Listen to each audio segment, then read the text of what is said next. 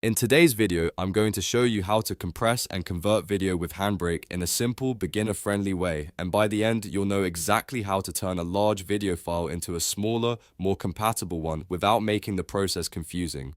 If you've ever had a huge MOV, AVI, or MKV file that was difficult to upload, slow to share, or not playing properly on your devices, this tutorial is going to help a lot. And before we begin, if this video helps you out, make sure to hit that like button and subscribe for more easy software tutorials just like this.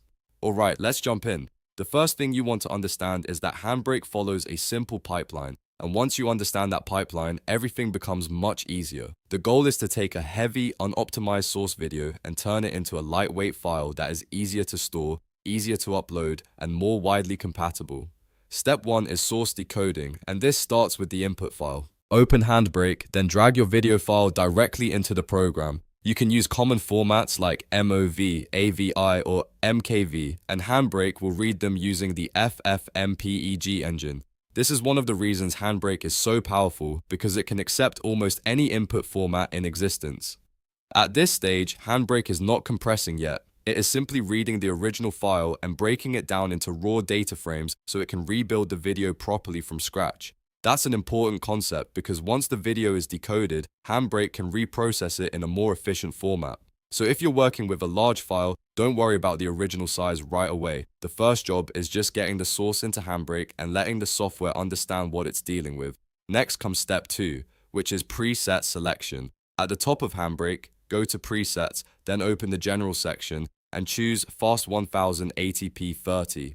This preset gives you a very solid starting point because it applies a pre-configured profile designed for common use cases. It helps ensure conversion success by setting the resolution and frame rate to universal standards that work well on iPhones, TVs, and web browsers. Using a preset is one of the easiest ways to avoid mistakes, especially if you're new to HandBrake.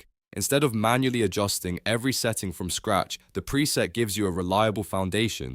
For most people, Fast 1080p 30 is a great balance between quality, speed, and compatibility. If your source video is already close to 1080p, this preset can be especially useful for keeping things clean and consistent. Now let's move to the most important part of the process, which is transcoding and compression. Click over to the Video tab. Here, set the codec to H.264, then adjust the RF slider to 22. This is where the real compression happens.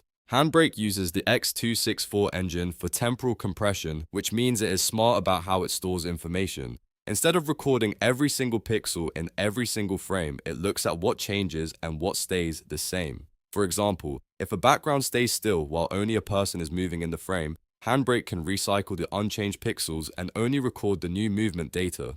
That is how the file gets smaller without losing visible quality. The RF value is a big part of controlling that balance. A lower RF number usually means higher quality and a larger file, while a higher number means more compression and a smaller file. RF22 is a very common choice because it gives a good balance for most videos. It keeps the file size down while still preserving solid visual quality for everyday viewing and sharing. If you are compressing video for YouTube, cloud storage, email, or general playback, H.264 is a safe and widely supported choice. It works well across most devices and platforms, which makes it ideal when your goal is compatibility as well as smaller file size. Now we reach the final stage, which is muxing. This is the part where HandBrake wraps everything up into a finished file. Click Browse to choose where you want to save the new video and give it a clear file name so you can easily find it later. Then hit Start Encode.